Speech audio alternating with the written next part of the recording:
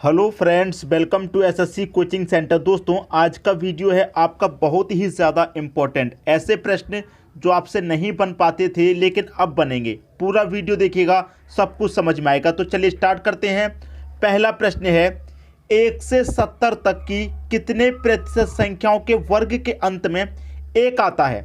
ऐसी कितनी संख्या है जिनके वर्ग में एक आता है? 1 से लेकर 70 तक पूछा गया है। देखिए, सबसे पहले तो मैं आपको बता दूं कि 1 का वर्ग अगर आप करेंगे तो 1 होता है, 2 का वर्ग करेंगे तो 4, 3 का वर्ग करेंगे 6 होता है, 4 का वर्ग करेंगे 16 होता है। भाई 3 का वर्ग मैंने गलती से 6 लिख दिया, 3 का वर्ग 9 होता है। ठीक है, 9, 4 का वर्ग 16, 5 का वर्ग करेंगे 25 होता है, 6 का वर्ग करेंगे 36 होता है, 7 का वर्ग 49, 8 का वर्ग करेंगे आपका 64 और 9 का वर्ग करेंगे तो 81 होता है और 10 का वर्ग करेंगे तो आपका 100 होता है। हमसे कहा गया था 1 से लेकर 70 तक की कितने प्रतिशत संख्याओं के वर्ग में अंत में एक आता है।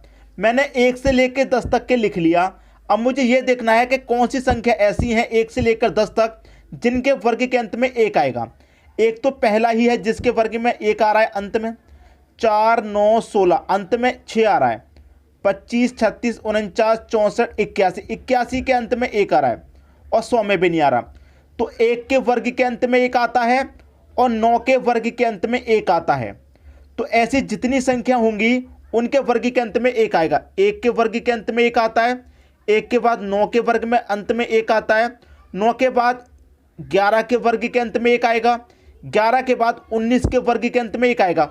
मतलब 1 वाली संख्या और 9 वाली संख्या के वर्ग के अंत में एक आता है, ये पता चल गया। तो 1 और 9 जितनी संख्या होंगी 1 और 9 वाली, उनके सभी के वर्ग के अंत में एक आएगा। तो 1, 9, 11, 19, 19 के बाद में 1 वाली संख्या 21 हो जाएगी, 21 के बाद में 9 वाली संख्या 29 हो जाएगी, फिर 31, फिर 39, फिर आपका 41, फिर आपका 49, 49 के बाद 51, 51 के बाद में 59, ठीक है, 59 के बाद में 61 और 61 के बाद में 69 तक। हमसे कह रहा 70। अब 69 के आगे मैं जाऊंगा 71 हो जाएगा, तो 70 से ज़्यादा हो जाएगा। हमें सिर्फ 70 तक बताना है। तो कितनी संख्या है दोस्तों? 1, 2, 3, 4, 5, 6, 7, 8, 9, 10, 11, 12, 13, 14। 14 संख्या ऐसी हैं जिनके वर्ग के अंत में एक आएगा। 1 से लेकर 70 तक 14 संख्या ऐसी हैं जिनके वर्ग के अंत में एक आएगा। कितनी है? 14। कितने में से हैं?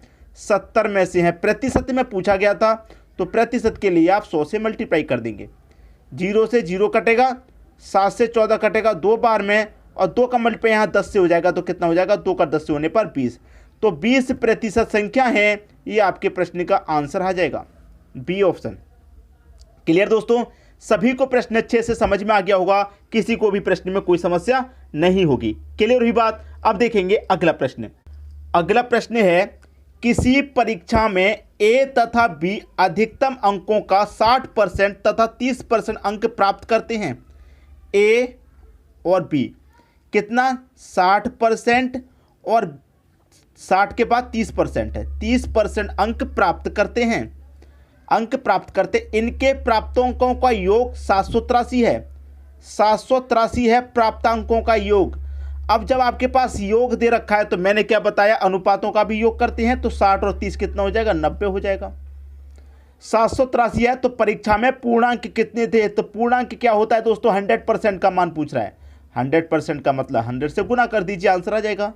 तो 0 से यहाँ 0 कट जाएगा, 9 से कटाऊंगा मैं इसको तो ये कटेगा, 9 से कटाऊंगा, 9 7 33, 9 8 72, 9 8 72 कटेगा।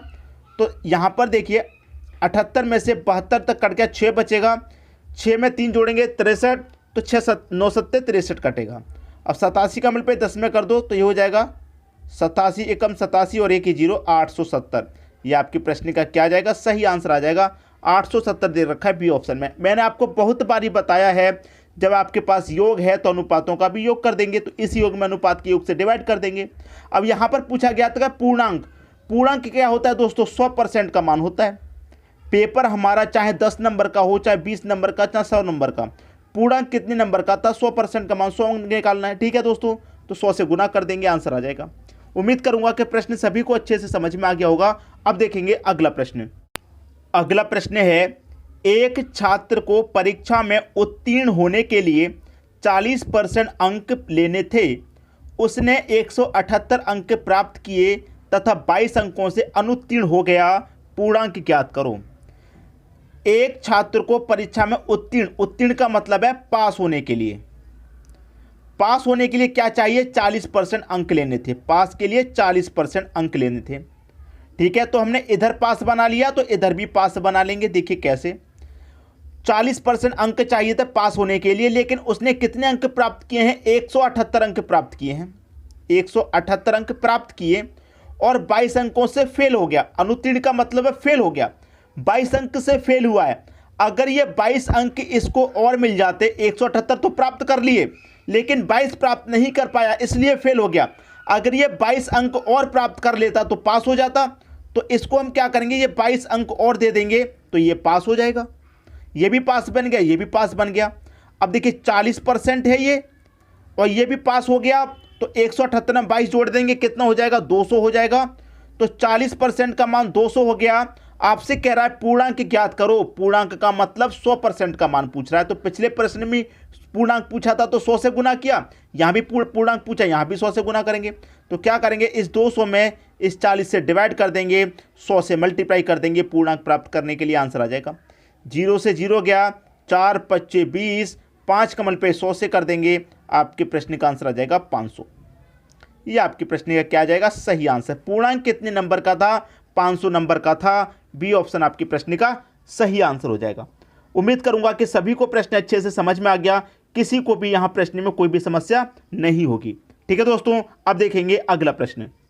अगला प्रश्न है आपका, चीनी तथा पानी के 12 लीटर घोल में 4% चीनी है। बहुत अच्छा प्रश्न। कितना घोल है आपका? 12 लीटर का घोल है और 12 लीटर के घोल में चीनी कितनी है भाई? 4% चीनी है। ठीक है, फिर कह रहा है कि घोल को गर्म करके वाष्प द्वारा 2 लीटर पानी उड़ा दिया।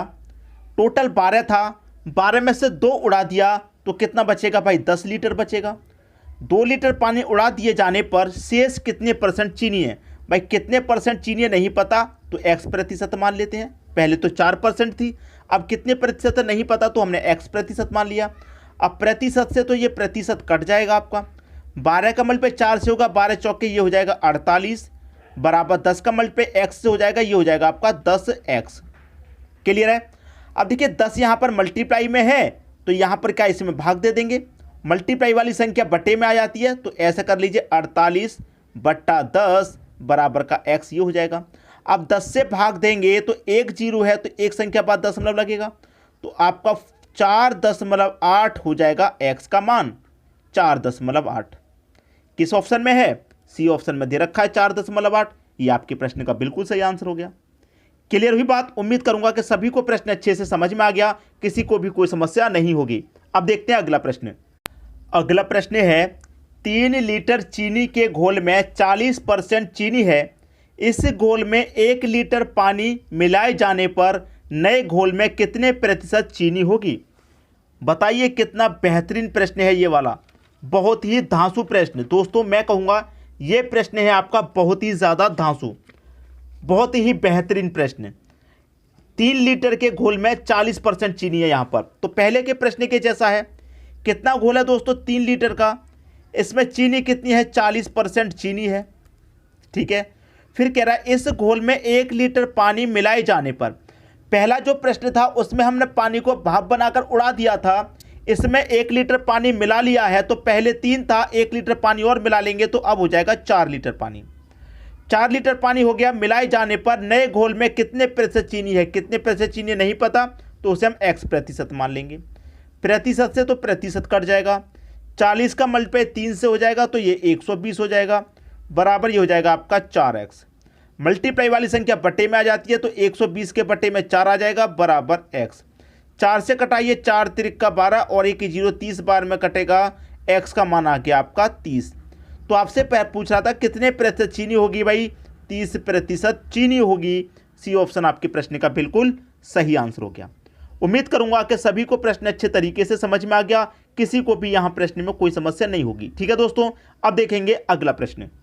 अगला प्रश्न है 300 ग्राम चीनी के घोल में 40% चीनी है। बहुत अच्छा प्रश्न है। 40% चीनी है, इसमें कितना ग्राम चीनी और मिलाई जाए कि नए घोल में 50% चीनी हो। देखिए, मैं आपको एक चीज़ बता दूं, कोई भी मिश्रण हो आपका, बहुत बार मैंने आपको ये प्रश्न कराए हैं। आपके पास घोल है चीनी का और पानी का। चीनी आपको दे रखी है, दूसरी क्वांटिटी नहीं दे रखी है आपको, दूसरी जो चीज़ है वो क्या है, तो आप उसे अपनी तरफ से पानी ले लेंगे। चीनी है दोस्तों 40%। कोई भी घोल हो अपने आप में 100% होता है, ये बात आप जानते हैं। जब चीनी 40% हो तो पानी उसमें से 60% होगा, तभी तो 40 और 60 मिला के 100% होगा। अब कह रहा है कि कितने ग्राम चीनी और मिलाई जाए कि नए घोल में 50% चीनी हो। पहले से 40 थी, अब कितनी हो जाए चीनी 50%। चीनी 50% हो जाएगी तो पानी भी 50% हो जाएगा, तभी तो 50 और 50 मिले के 100% क्वांटिटी होगी। अब मैंने आपको क्या तरीका बताया है, जो मिलाया जाए या घटाया जाए उसे काम में नहीं लेना।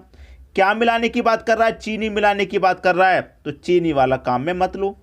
कितना मिश्रण है आपके पास, 300 ग्राम का। ऊपर वाली वैल्यू ऊपर लिख लीजिए, नीचे वाली नीचे लिख लीजिए। बहुत बार बताया हूं ये चीज़ मैं आपको। 0 से 0 गया, 5 छिक्के 30 कटेगा और 1 ये 0, 6 कमल पे 6 से करेंगे 36 हो जाएगा और 1 ये 0 360। पहले से हमारे पास कितना मिश्रण था, 300 का था। 300 से पहुंच करके कितना हो गया 360। 300 से 360 हो गया, कितना बढ़ गया 60 बढ़ गया। तो हमें कितने ग्राम चीनी और मिलानी है, 60 ग्राम चीनी और मिलानी है। पहले 40% चीनी थी, 60 ग्राम चीनी और मिलाएंगे तो 50% चीनी हो जाएगी मिश्रण में। ठीक है दोस्तों, तो 60 ग्राम चीनी हमको और मिलानी है। सी ऑप्शन हो जाएगा आपके प्रश्न का बिल्कुल सही आंसर। उम्मीद करूंगा कि सभी को प्रश्न अच्छे से समझ में आ गया, किसी को भी प्रश्न में कोई समस्या नहीं होगी। ठीक है दोस्तों, वीडियो देखने के लिए आपका बहुत बहुत धन्यवाद।